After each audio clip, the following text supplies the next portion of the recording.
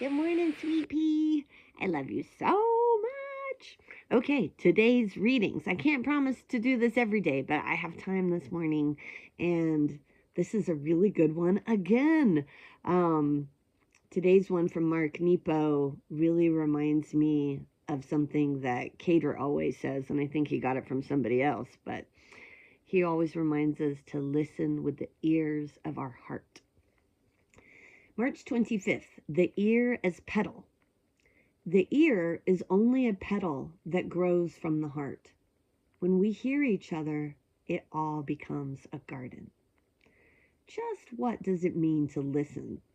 We have all exhibited the remarkable mental dividedness whereby we choose not to pay attention, and yet, when asked, we can recite word for word what has been said.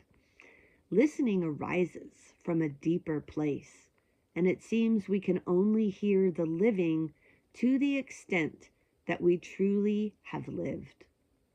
Only understand pain and joy to the extent that we have allowed ourselves to be touched by life. If the ear grows from the heart like a petal, then as roots absorb rain and sun until a simple flower opens, the heart must absorb both tears and joy in order to sprout an ear that can truly hear. I remember years before cutting my feet in search of a path, sitting on my immigrant grandmother's hospital bed, watching her wince as they put gauze on her bedsore heels. I remember years before I saved my golden retriever from drowning, watching a coworker cry for his dead dog, trying to understand how he could love an animal more than a person. I remember years before having to start my life over, racing down a farmhouse road in the middle of the night to see my father-in-law's proud eyes, just as the barn he built 30 years before was burning to the ground. It was only later that I felt their pain, and even more, their true joy in caring for things. To be sure, we do not have to experience the same things to receive each other, but we do have to experience what is ours to live through before life will show its roots. What does it take to truly listen? The breakdown of everything that parades between our hearts. If I dare to hear you, I will feel you like the sun and grow in your direction and you in mine. For when we hear each other, it all becomes a garden. It all becomes edible. Meditation practices. Sit with a trusted loved one and meditate on a story of joy or pain that you have heard more fully over time. Share with each other why this story has stayed with you.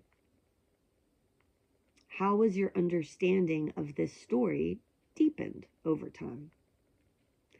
Breathe slowly and open your heart more fully to one human moment you chose not to pay attention to during the last week. Ooh, this is a good one. We can do it later on the phone if you want. I notice that sometimes, like when I'm like stressed because I'm really in my mind and I'm thinking about all the things I have to do, and Liam's just trying to talk to me, like he's trying to tell me some funny thing, some meme he saw or something he saw online that he thought was really funny. And I notice how challenging it is for me sometimes to consciously listen to him. And I've been catching myself a lot because I'm like, oh my gosh, like my son is trying to share something with me that matters to him, that he thinks is funny.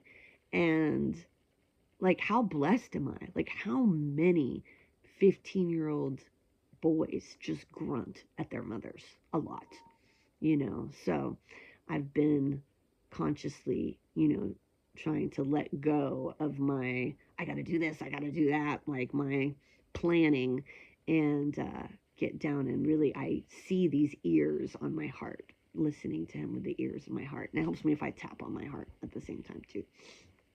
All right. Who's next? We're going to do Marianne Williamson, A Year in Miracles. For reflection on changing your mind. If you think of yourself as being at the effect of a random universe that does not care about you, then you will experience your life that way. If you think of yourself as being at the effect of a loving universe that does care about you, then you will experience your life that way. No matter what is happening in our lives, we choose how we wish to think about it. And the greatest gift we give ourselves is often our willingness to change our minds. Despite what might seem to be the saddest and most intractable situation, we have the power to believe that something else is possible, that things can change, that a miracle can happen. This gives us vision, which gives us conviction, which gives us power. I believe in miracles, baby. All right, let's see. And now Tosha Silver, Change Me Prayers. I think, did we do this one? I don't think we did. The spark that you are. Change me, O divine beloved, into one who always remembers my true identity. Unlimited light and love. Let me know myself as pure consciousness. Wake me from the sleepwalk of believing I am only human. I am yours, you are mine, we are one. Hope you have a peaceful day today, honey, and I will talk to you later.